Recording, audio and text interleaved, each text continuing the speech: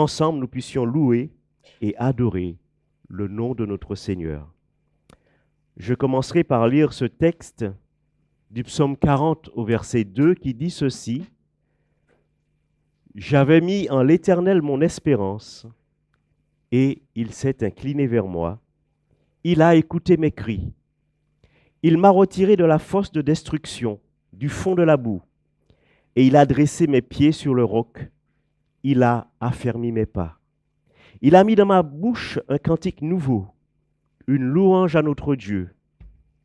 Beaucoup l'ont vu et ont eu de la crainte, et ils se sont confiés en l'Éternel. » Alors j'espère que on peut chacun témoigner de ce qu'on a mis notre espérance en l'Éternel et de ce que pendant cette semaine, il a écouté nos cris, il a écouté nos prières, nos supplications, il nous a affermi nos pas, et ce matin, il a mis un chant de louange à notre Dieu.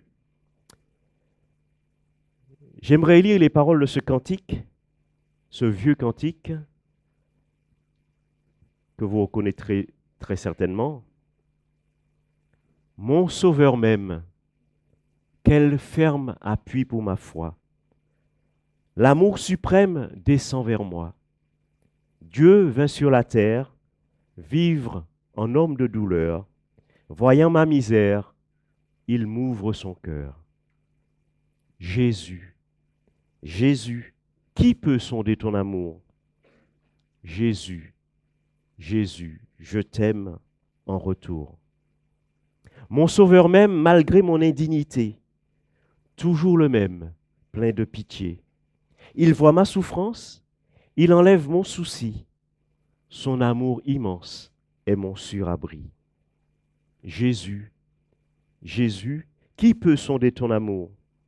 Jésus, Jésus, je t'aime en retour. Mon Sauveur même comme un joyau précieux du diadème qu'il porte aux cieux. Sa vie éternelle, il la partage avec moi. Sa gloire immortelle, il offre à ma foi. Jésus, Jésus, qui peut sonder ton amour? Jésus, Jésus, je t'aime en retour. Je vous invite à prier.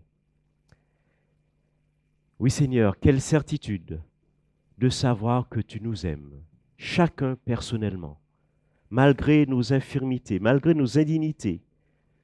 Merci pour ton salut que tu nous as accordé en Jésus-Christ. Et merci parce que ce matin encore, tu nous permets d'être ensemble, réunis dans ta présence. Tu as fait de nous ton peuple, tu as fait de nous tes enfants. C'est une grâce que je ne mérite pas. Pourtant, tu m'as fait cette grâce et je veux t'en remercier. Oui Seigneur, que tu puisses prendre le plein contrôle de ces instants et parler à nos cœurs et recevoir nos chants, nos prières, comme ce doux parfum qui monte jusqu'à toi. Et que tout ce qui sera fait, tout ce qui sera partagé, le soit pour la gloire de ton nom. Au nom de Jésus, ton Fils, que nous te demandons cela et pour ta gloire. Amen. Je vous invite à chanter l'Éternel. Je chanterai l'Éternel tant que je vivrai.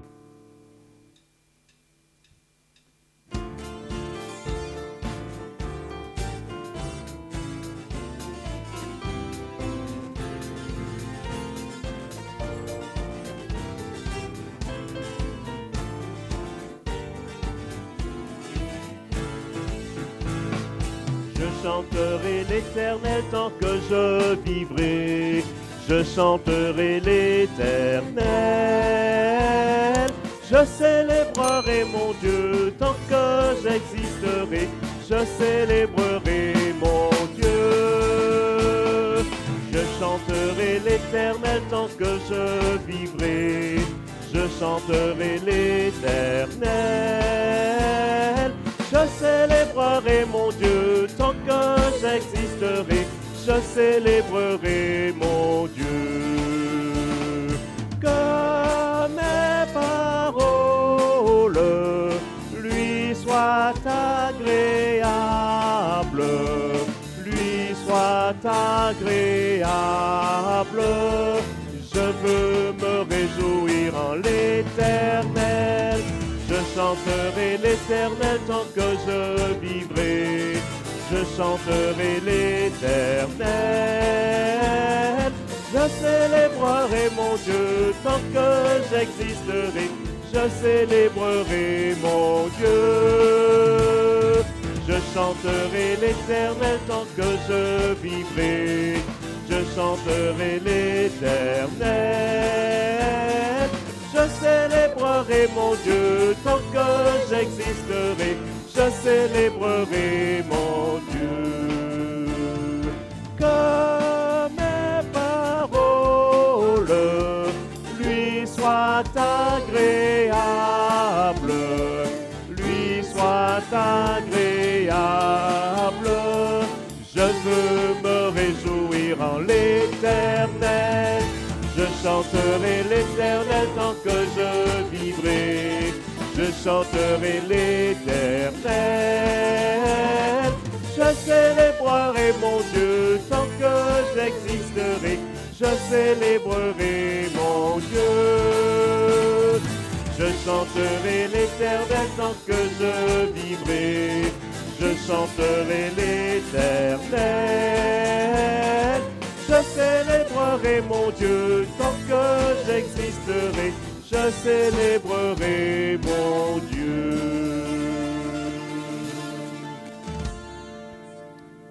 Voilà, nous voulons le célébrer parce que, comme nous allons le chanter, mon secours est en toi.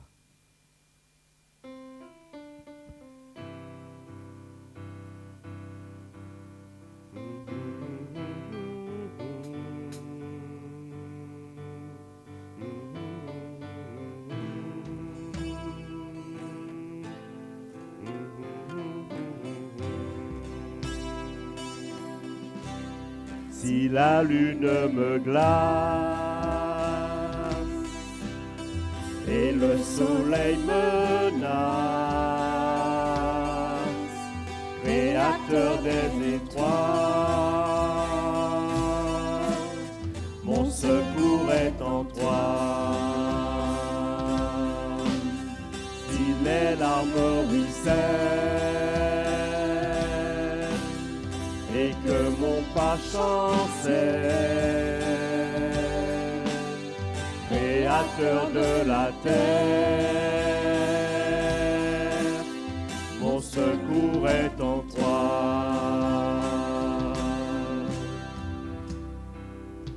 Je lève les yeux vers les hauts sommets. Toi seul est mon Dieu. Je proclamerai. Toi seul est ma force. Toi seul me restaure. Mon secours est en toi.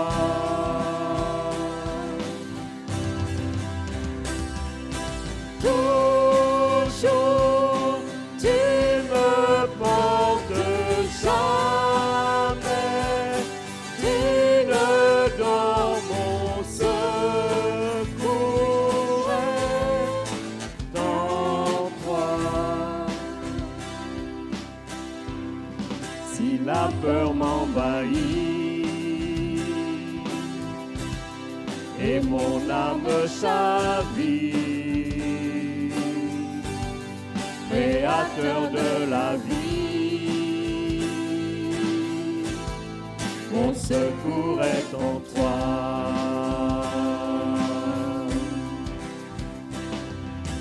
Je lève les yeux vers les hauts sommets. Toi seul est mon Dieu. Je proclamerai. Toi seul est ma force. Toi seul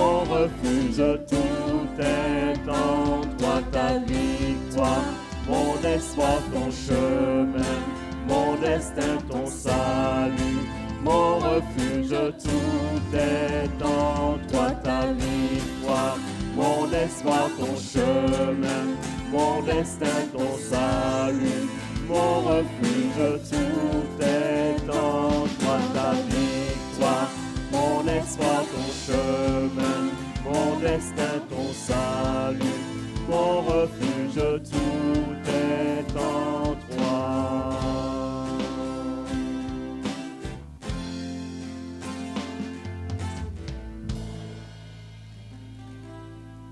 Mon refuge est en toi. Alors comment ne pas lui dire tout notre amour? Ô Jésus, mon Sauveur, Seigneur, nul n'est comme toi. Jour après jour, je te louerai, car ton amour est merveilleux. Je vous invite à chanter.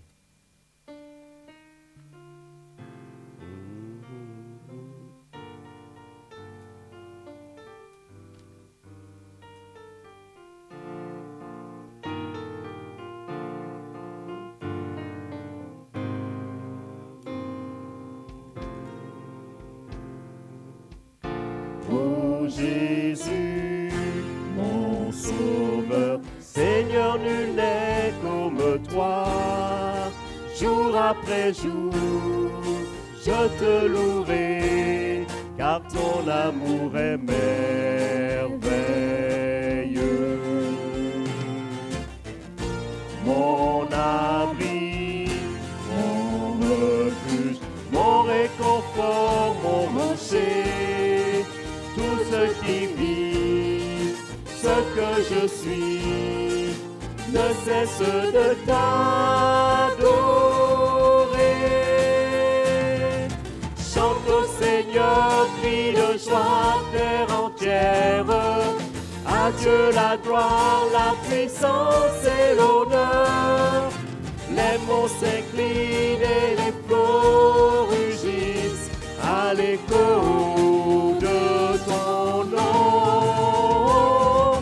Je vois tes œuvres et mon cœur crie de joie. Je t'aimerai, je tiendrai par la foi. Rien ne pourrait égaler tes promesses pour moi.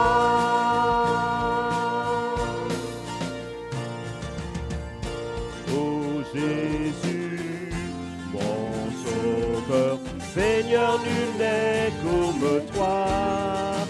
Jour après jour, je te louerai, car ton amour est merveilleux.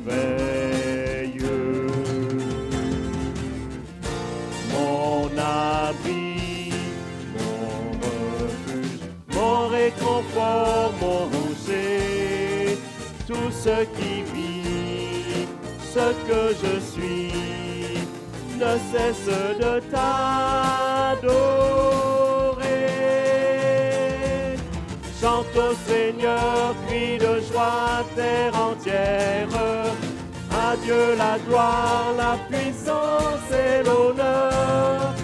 Les monts s'inclinent et les flots rugissent à l'écho de ton nom. Je vois tes œuvres et mon cœur crie de joie.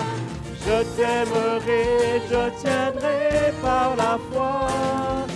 Rien ne pourrait égaler tes promesses pour moi.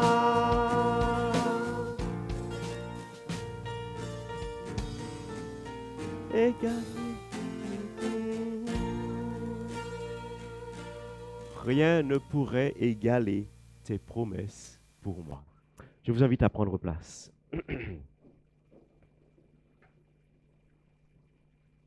Seigneur, nul n'est comme toi. Et le psalmiste pouvait dire ce texte que j'ai lu au chapitre 40 des psaumes, au verset 2. J'avais mis en l'Éternel mon espérance, et il s'est incliné vers moi. Il a écouté mes cris Il m'a retiré de la fosse de destruction, du fond de la boue, et il a dressé mes pieds sur le roc. Il a affermi mes pas. Il a mis dans ma bouche un cantique nouveau, une louange à notre Dieu. Beaucoup l'ont vu et ont eu de la crainte, et ils se sont confiés en l'Éternel. C'est vrai que nous passons les mêmes difficultés que les gens qui ne sont pas chrétiens, mais tout ce qui fait la différence, c'est notre réaction. J'avais mis en l'Éternel mon espérance. Mettre en Dieu notre espérance et être sûr et certain qu'il écoute nos cris, il écoute nos supplications et il répond. N'est-ce pas merveilleux d'avoir quelqu'un à qui on parle et qui répond et qui nous dit, qui nous affermit. Dans ce sens, on peut chanter ce cantique. Dieu, tu es ma force, tu es ma consolation, tu es une lampe devant mes pas. Ta voix a triomphé de l'ouragan, ta voix a remporté le combat. Je vous invite à vous lever pour chanter ce cantique.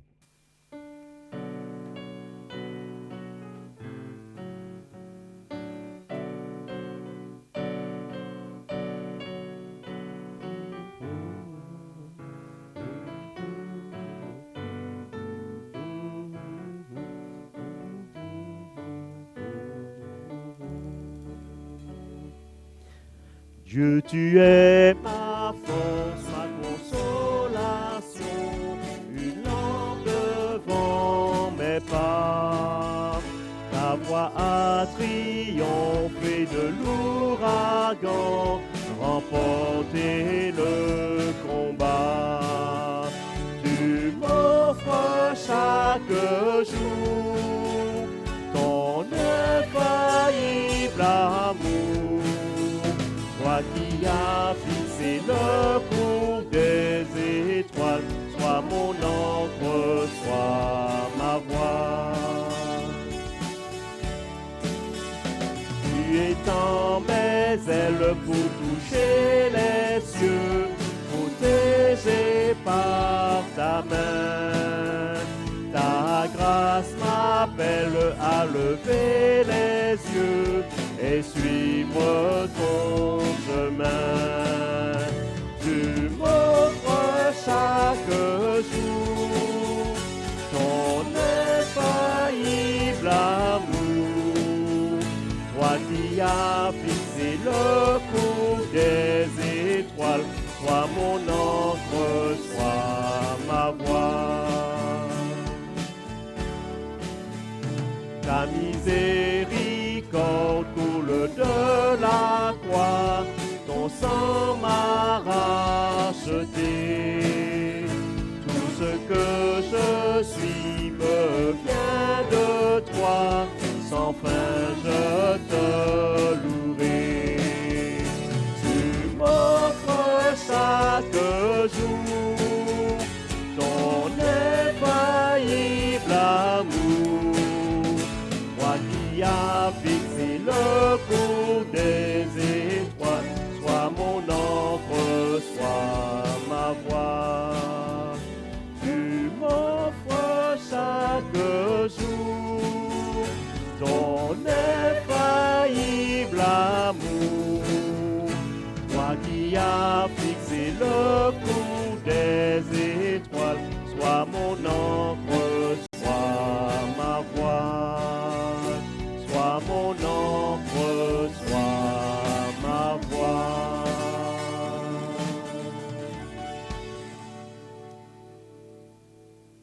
Oui Seigneur, sois mon encre, sois ma voile. Et avant de prendre quelques instants pour prier ensemble, je vous invite à chanter ce cantique. Viens, ne tarde plus, adore. Viens, ne tarde plus, donne ton cœur. Viens tel que tu es, adore.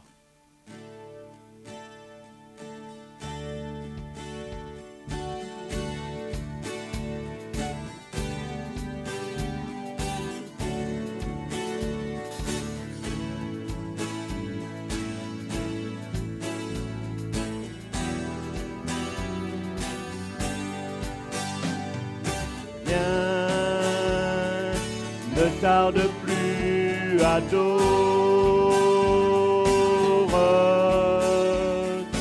Viens, ne tarde plus, donne ton cœur. Viens, tel que tu es, adore. Viens, tel que tu es devant ton Dieu. Viens. Un jour toute langue dira tu es Dieu. Un jour tout genou fléchira.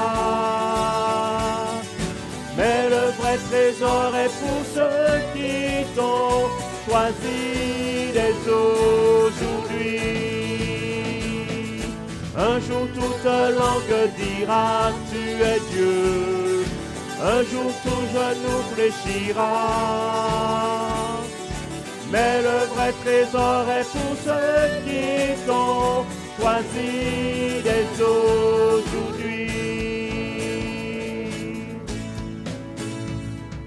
Viens, ne tarde plus, adore. Viens, ne tarde plus, donne ton cœur. Viens, tel que tu es, adore.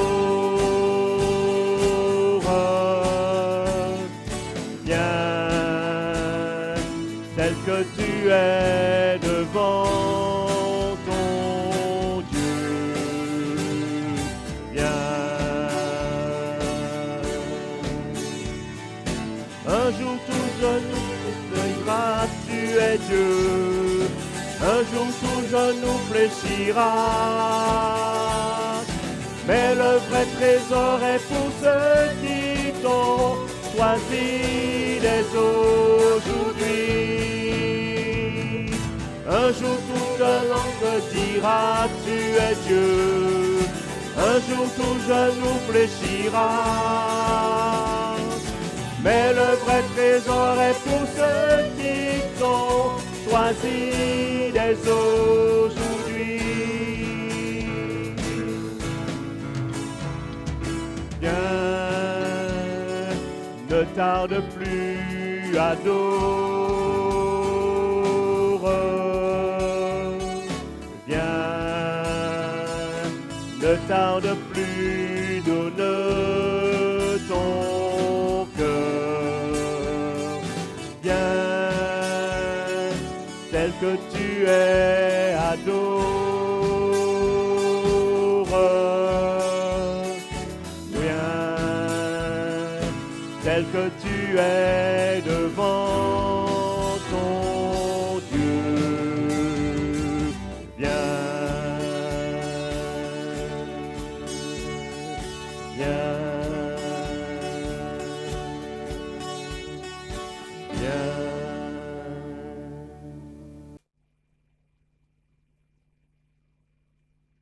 Bonjour, chers frères et sœurs, que la grâce de notre Dieu soit avec vous tous ce matin. Je vous invite à ouvrir votre Bible, s'il vous plaît. Je pense que c'est bien de fermer la porte à cause de climatisation. Je sais que ces derniers jours, ce n'était pas facile.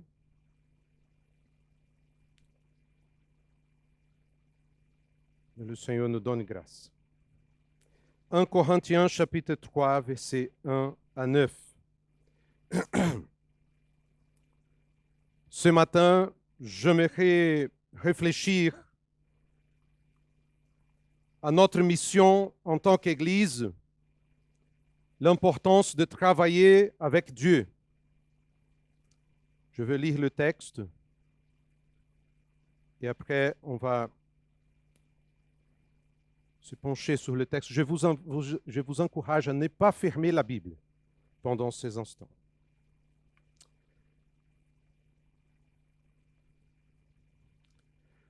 Pour ma part, frères et sœurs, je n'ai pas pu vous parler comme à des personnes dirigées par l'Esprit, mais comme à des personnes dirigées par leur nature propre, comme à des petits enfants en Christ.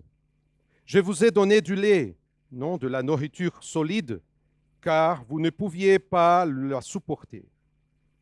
D'ailleurs, même maintenant, vous ne le pouvez pas parce que vous êtes encore animés par votre nature.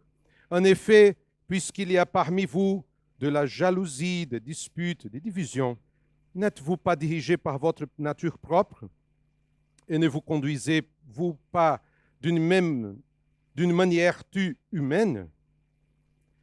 Quand on dit « moi, je me rattache à Paul » et l'autre « moi à Apollos », n'êtes-vous pas animés par votre nature? Qui est donc Apollos et qui est Paul? Ce sont des serviteurs par le moyen desquels vous avez cru conformément à ce que le Seigneur a accordé à chacun.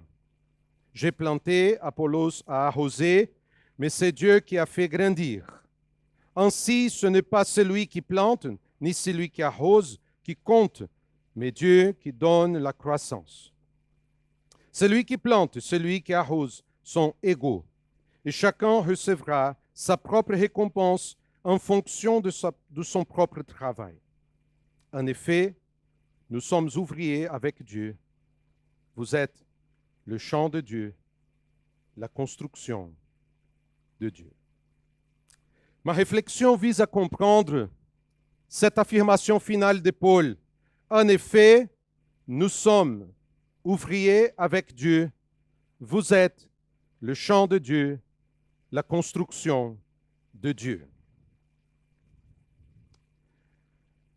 Nous ne pouvons pas être une église sans une compréhension de qui nous sommes dans cette œuvre.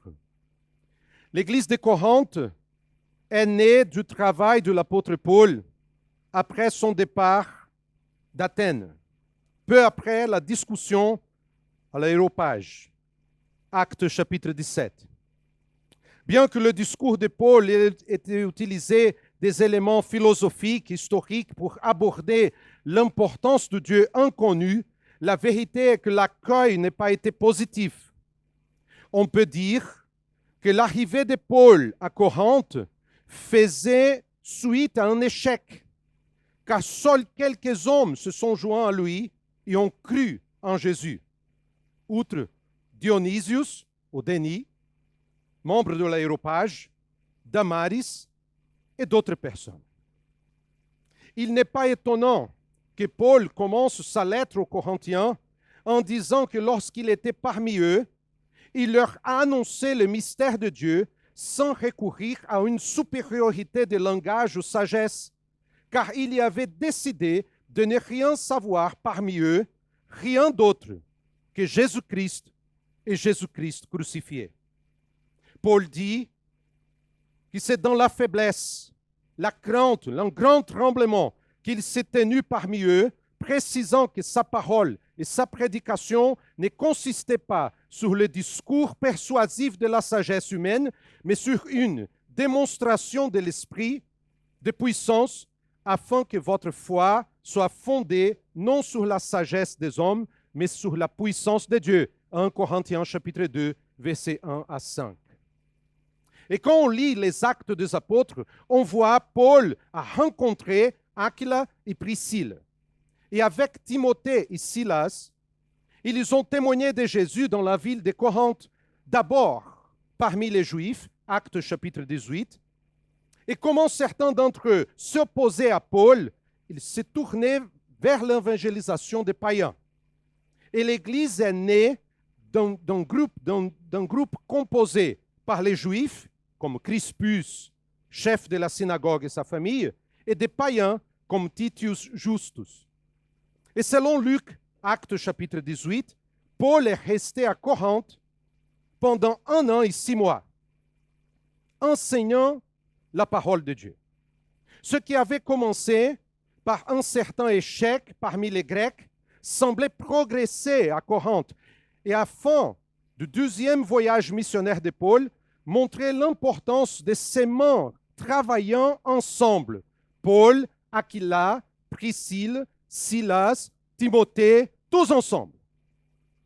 C'est pourquoi Paul amena Aquila et Priscille à Éphèse avant de partir pour Césarée et Jérusalem, afin de partager ce qu'il y avait vécu. Et c'est dans ce contexte qu'est apparu Apollos. Apollos est arrivé à Éphèse en provenance d'Alexandrie, un homme éloquent et versé dans les Écritures, instruit quant à la voix du Seigneur, plein de faveur, quelqu'un qui annonçait et enseignait avec exactitude ce qui concerne Jésus, bien qu'il ne connaissait que le baptême de Jean. Actes chapitre 18, versets 24 et 25. Aquila et Priscille ont formé ces puissants prédicateurs qui possédaient sans aucun doute la célèbre éloquence d'Alexandrie. Il en résulta qu'Apollos se retrouva à Corinthe, tandis que Paul entamait son 3e voyage missionnaire à Éphèse, chapitre 19 d'Actes. Apollos s'était certainement rendu à Corinthe avec le soutien d'Aquila et de Priscille, car l'idée était de mener le travail qui rassemble tous dans une même vision, tous unis pour glorifier le nom du Seigneur. Comprenez-vous maintenant le problème soulevé par Paul dans sa lettre, dans ce chapitre? Parce que parfois, on va lire le texte et on pense que ce texte est par hasard. Il y a un contexte. Il faut lire le contexte. Il faut comprendre ce que dit le texte. Et la question n'était pas d'Apollos ou de Paul, car ils étaient certainement différents dans leur style d'enseignement, peut-être même dans leur tempérament. Le problème résidait dans l'immaturité de l'Église de Corinthe, de sorte que Paul ne pouvait pas s'adresser à eux comme à des personnes dirigées par l'Esprit, mais comme à des personnes dirigées par leur propre nature, comme à des petits enfants en Christ. C'est ça qu'il dit dans le chapitre 3, verset 1 de 1 Corinthiens chapitre 3. L'immaturité spirituelle est un grave problème lorsqu'il s'agit de travailler ensemble. Qu'est-ce qui vient de la chair, sinon la jalousie et les querelles? Et lorsque nous observons les œuvres de la chair que Paul énumérait dans la lettre aux Galates, nous voyons que les querelles, les jalousies, les colères, les rivalités, les divisions, les sectes, l'envie font partie de cet ensemble d'immaturité qui peut créer des problèmes dans l'œuvre de Dieu. Un deuxième problème qui découle du premier est ce que Paul appelle une manière tout humaine, qu'il mentionne à 2 reprises dans ce passage. Si vous observez bien le verset 3 et verset 4, l'expression « ne vous conduisez pas d'une manière tout humaine ». Elle est liée à 2 mots, chair ou nature propre, sarkikoi, et homme ou humain, anthropoi. Lorsque nous sommes guidés par la chair, qui manifeste cette immaturité à travers des sentiments charnels, il en résulte que nous en venons à suivre un modèle humain pour aborder des questions spirituelles. Cette perspective du type « je suis de Paul, je suis d'Apollos » repose sur une prémisse issue d'un modèle humain qui valorise le pouvoir, la maîtrise des processus, un leadership centré sur la personne. Il est possible que dans l'Église de Corinthe, certains se soient identifiés à la prédication d'Apollos et méprisé Paul, qui avait une manière différente d'exposer l'enseignement. On voit même Paul écrit dans sa 12e lettre aux Corinthes, chapitre 10, verset 10. Des gens qui parlaient de Paul. Ces lettres sont impressionnantes et puissantes. mais sa présence personnelle est faible et sa parole est méprisable.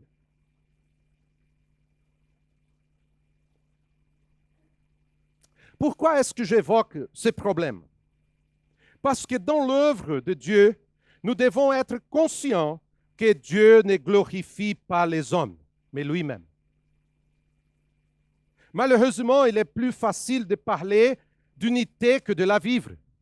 Plus facile de dire que nous allons nous donner la main et accomplir l'œuvre de Dieu que mettre ces principes en pratique.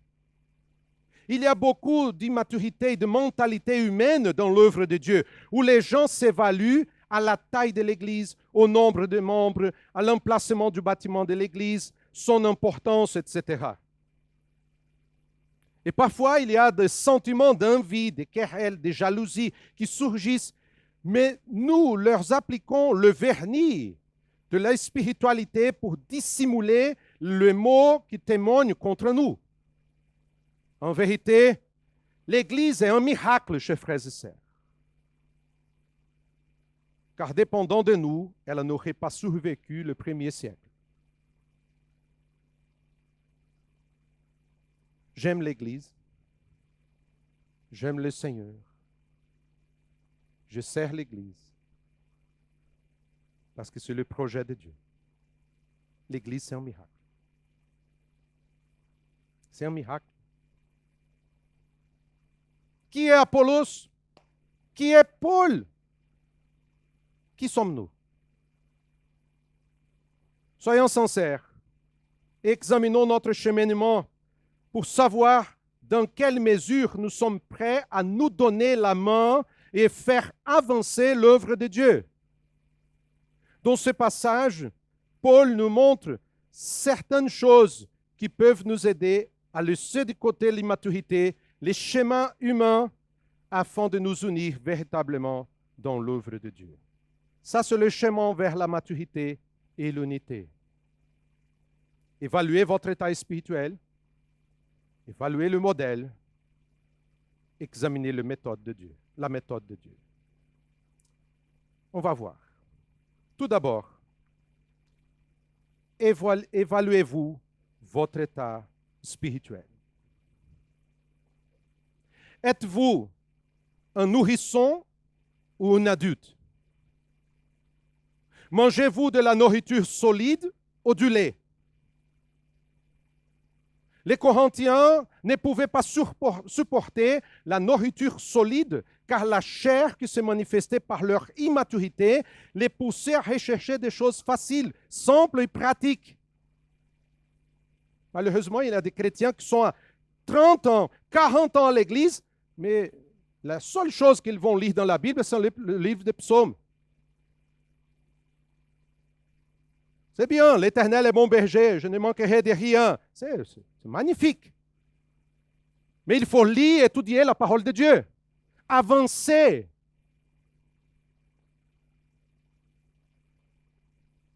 Il n'y a pas d'autre solution, chers frères et sœurs. Si nous voulons grandir, mûrir, le chemin est difficile. Il exige la discipline, la soumission.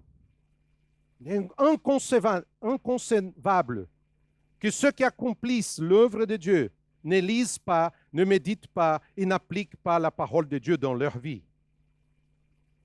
Lorsque Paul parle du lait et de la nourriture, il fait référence à la parole de Dieu.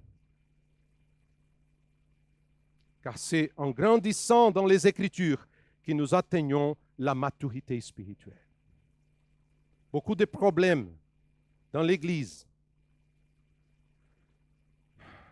pouvaient être résolus si les chrétiens lisaient la Bible. Simplement. Et appliquer la Bible dans la vie. Deuxièmement, évaluez le modèle sur lequel vous vous appuyez. Au cours de mon parcours chrétien et pastoral, je suis parfois confronté, malheureusement, à des collègues pasteurs tristes, abattus et en proie d'une sorte d'épuisement spirituel. Vous savez pourquoi?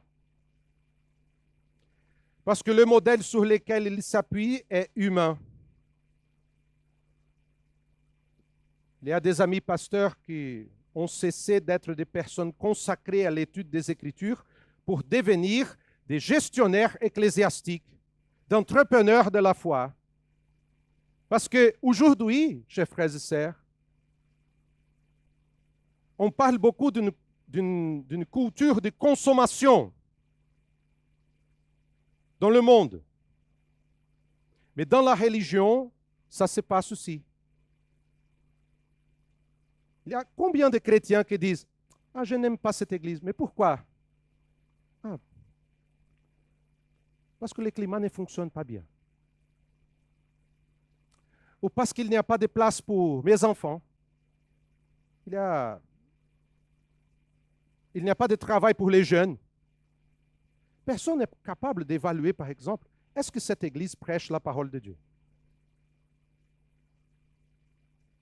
Est-ce que la prédication de cette église est conformément à l'Écriture? Est-ce que les gens vivent vraiment l'Évangile et montrent dans sa vie le caractère de Jésus? Non. Il y a aujourd'hui dans une culture dans le monde, mais aussi dans les églises et les chrétiens, parce que je sais que les chrétiens regardent beaucoup YouTube. Hein? Je prêche ici le dimanche, parfois Eric et Jean-Luc, on discute, on planifie les prédications, mais je sais que beaucoup de chrétiens, pendant la semaine, écoutent d'autres personnes qui n'ont pas la même vision, mais qui sont des consommateurs des choses. Et qui vont évaluer, par exemple, la louange à partir d'un chanteur chrétien, l'équipe des louanges, et on arrive dimanche à l'église, c'est une louange plus simple. Et les gens vont évaluer l'église à partir de ces choses humaines.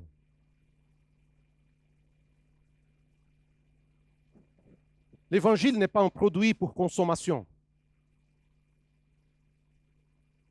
Et j'ai vu des amis pasteurs qui sont tombés dans un état de dépression parce qu'ils n'arrivent pas à faire l'église grandir. Ils pensent d'agir ou de faire des choses, d'appliquer des choses, des méthodes humaines pour faire l'église grandir. Paul dit, qui est donc Apollo? Qui est Paul? Ce sont des serviteurs par le moyen desquels vous avez cru, conformément à ce que le Seigneur a accordé à chacun. Cette question, chers frères et sœurs, avait certainement pour but de les amener à réfléchir au genre de modèle qu'ils avaient à l'esprit. La réponse de l'apôtre est qu'Apollos et Paul ne sont rien d'autre que des serviteurs, littéralement des diaconos, un serviteur de la maison. Parce que le mot diacre désigne celui qui se met pleinement au service des autres, quelqu'un qui accomplisse sa mission. Il est certain que ce genre de modèle n'est pas celui que le monde prône. Selon le modèle humain, l'objectif est d'être reconnu, de se mettre en avant, d'être au centre de l'attention, de dominer, d'avoir autorité. Je suis le plus important. Je vous pose une question. Pourrions-nous servir Dieu dans l'anonymat? Il semble que parmi nous, les gens soient peut-être attirés sur l'importance de quelque chose à l'Église. Mais le plus important, ce n'est pas ce qu'on va faire, tout le monde va voir. Le plus important, c'est que le Seigneur sera glorifié pour notre service. C'est nos frères et sœurs seront édifiés par notre service. Ainsi, puisque nous sommes tous des serviteurs, lorsque nous évaluons la norme divine, nous arrivons à la conclusion que nous n'avons de quoi nous vanter, car nous ne sommes capables de rien par nous-mêmes. Selon la norme de Dieu, nous n'avons aucun pouvoir pour faire quoi que ce soit en dehors du don que Dieu nous a accordé selon sa propre mesure. D'une façon plus claire, Chaque individu a besoin de l'autre. Nous avons besoin les uns les autres. Qui est Apollos? Qui est Paul? Selon la norme de Dieu, tous sont unis par un lien réciproque qui exige qu'ils puissent compter sur l'aide les uns les autres. Et on voit la troisième étape de ce cheminement de maturité, examiner la méthode de Dieu et mettre-la en pratique.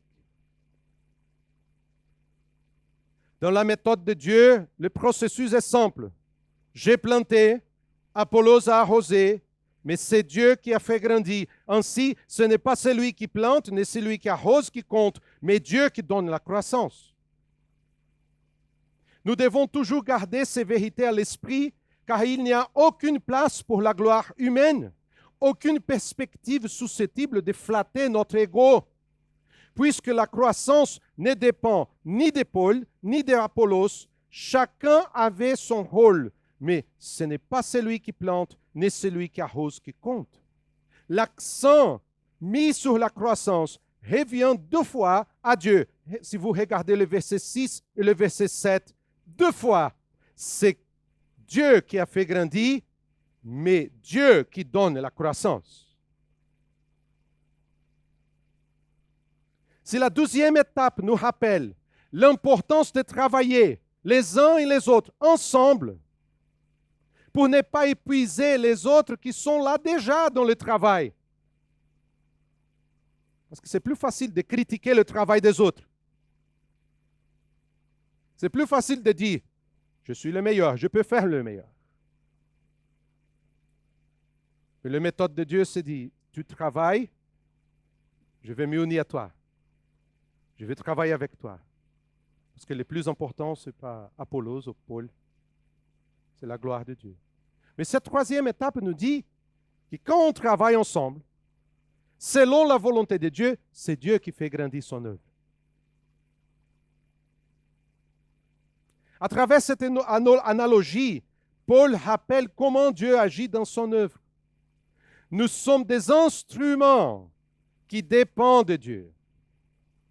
Et Paul va utiliser cette image.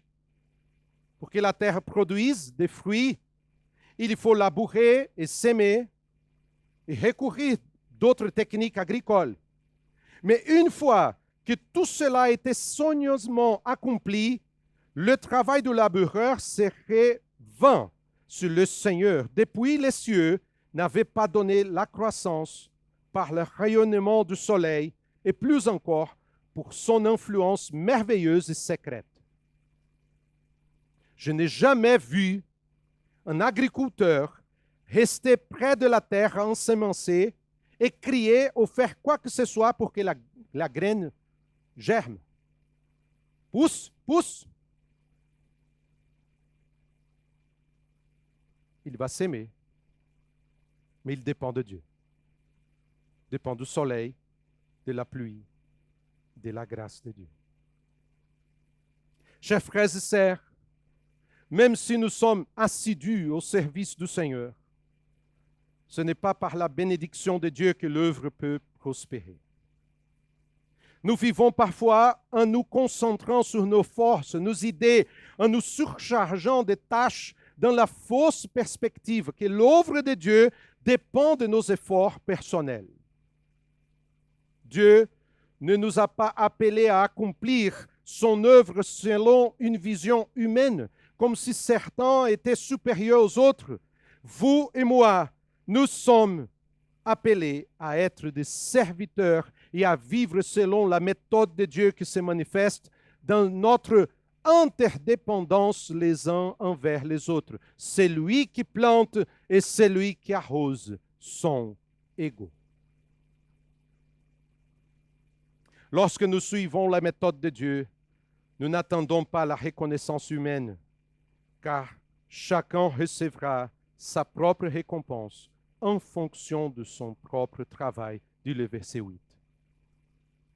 Notre service envers le Seigneur s'il est accompli avec amour, diligence, une vision juste, portera des fruits pour la gloire de Dieu. Si nous avons conscience du royaume, conscience du corps du Christ, non seulement Dieu sera exalté, mais il nous récompensera lui-même.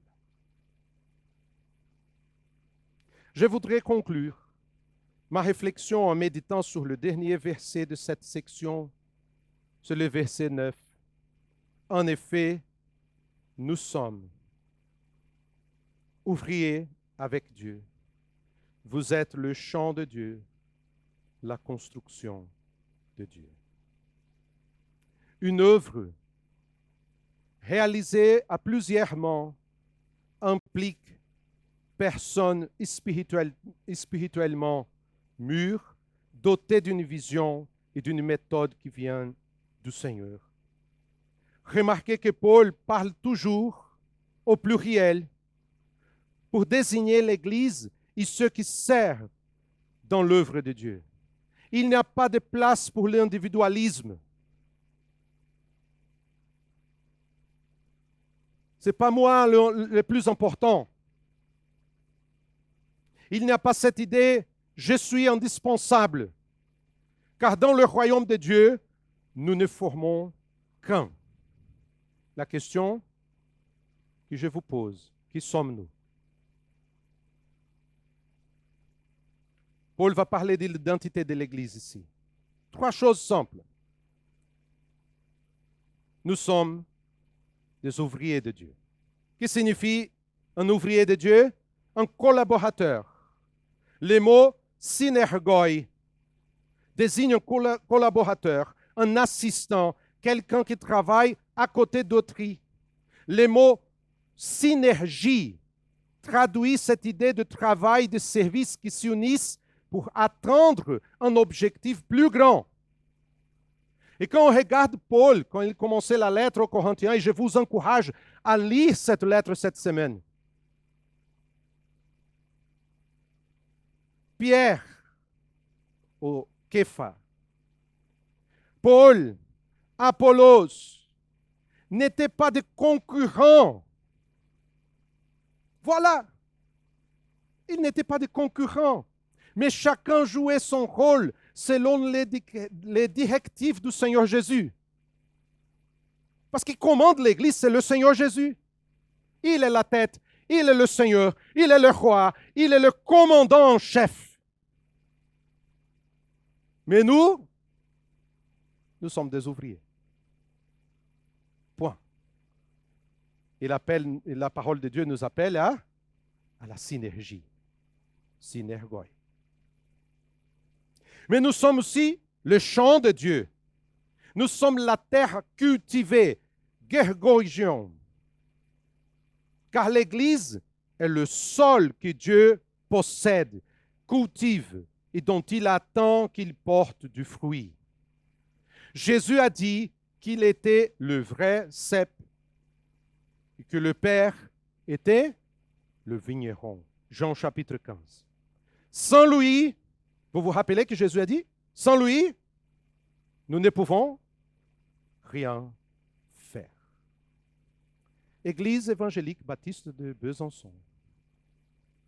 Sans Jésus, nous ne pouvons rien faire. Rien. Absolument rien. L'œuvre de Dieu grandira lorsque nous laisserons le vigneron suprême prendre soin de son champ. Vous savez ce que signifie? Il va travailler dans chacun ici, dans ma vie, dans votre vie. Il va travailler pour que ce champ puisse produire des fruits. Mais il aussi, la Bible nous dit que nous sommes la construction de Dieu, oikodome. Et l'image, elle est attachée à du champ.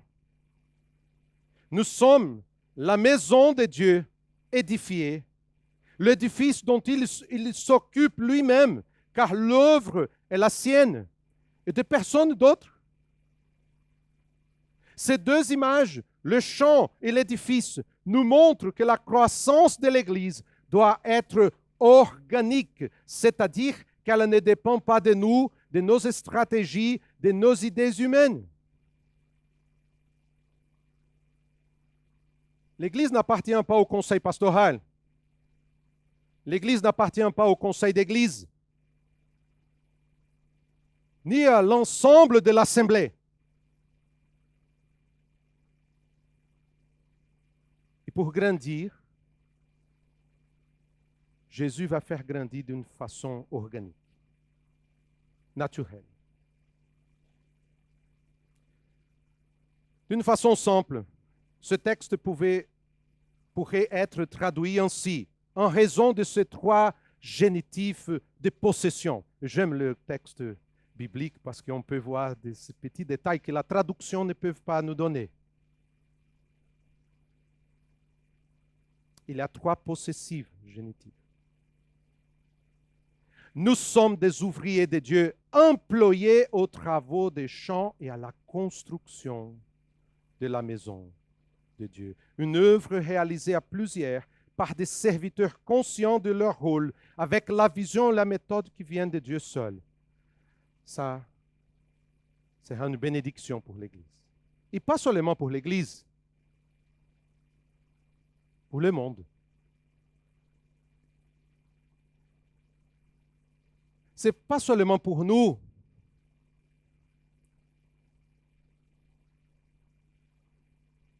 C'est pour Palante,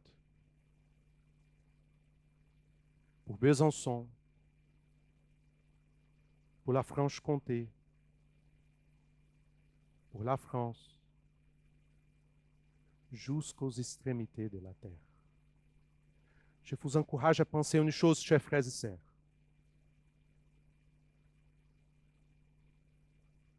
Si on marche selon la volonté de Dieu,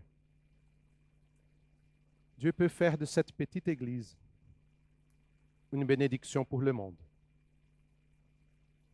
D'ici peut sortir des missionnaires, d'ici peut sortir des pasteurs, des serviteurs de Dieu, des hommes et des femmes qui vont accomplir son rôle dans la ville de Besançon, partout dans ce pays, comme des instruments de la grâce de Dieu, parce qu'ils sont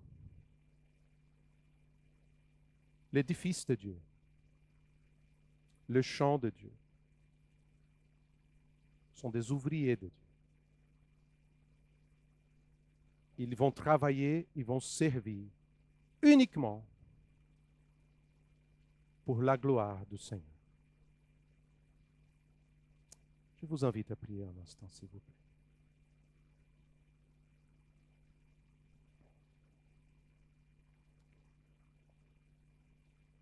Je vous encourage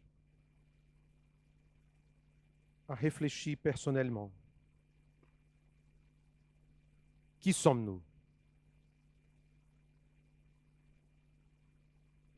Et vous pouvez poser cette question à vous-même. Qui suis-je?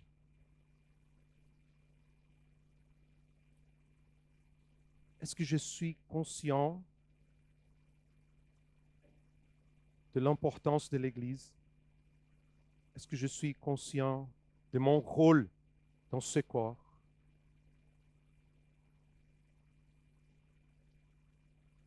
Est-ce que je suis un nourrisson ou un adulte?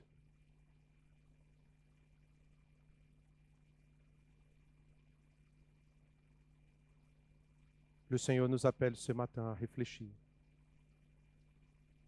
Parce que notre autorité spirituelle est profondément attachée à notre maturité spirituelle aussi. Notre Dieu, notre Père, nous te remercions pour ta parole qui est vivante, qui nous montre que le plus important dans l'Église n'est pas l'être humain, n'est pas la gloire humaine, mais c'est toi-même, Seigneur. Tu es le Seigneur de l'Église. L'œuvre t'appartient. Nous sommes simplement des ouvriers, des serviteurs, de diaconos. Pardonne-nous, Seigneur, quand on pense à utiliser des méthodes humaines. Pardonne-nous quand on pense à agir selon notre propre force. Pardonne-nous quand on pense plus à notre ego personnel qui va produire de la jalousie, des divisions, des conflits. Que chacun d'entre nous puisse s'arrêter un instant pour dire, Seigneur, aie pitié de nous. Aie pitié de moi. Travaille dans mon cœur. Je veux grandir pour meilleur te servir et pour être une bénédiction pour ton peuple, mais aussi pour le monde. Tu connais notre Église, Seigneur. Elle n'est pas parfaite. Tu connais notre Église, tu sais bien nos défaillances. Mais tu aimes cette Église. Elle t'appartient. Viens, Seigneur, arroser cette Église. Viens travailler dans cette Église. Ô Saint-Esprit de Dieu, viens travailler dans nos cœurs. Viens casser notre orgueil. Tu es le potier, Seigneur. Viens nous façonner selon ta volonté. Travaille en nous le caractère de Jésus pour que ton nom soit glorifié au milieu de nous. Parce qui est Apollos? Qui est Paul? Qui est Gilson? Qui sommes-nous? Simplement des serviteurs. Bénis ton Église. Viens souffler sur nous un souffle nouveau. Au nom de Jésus. Amen.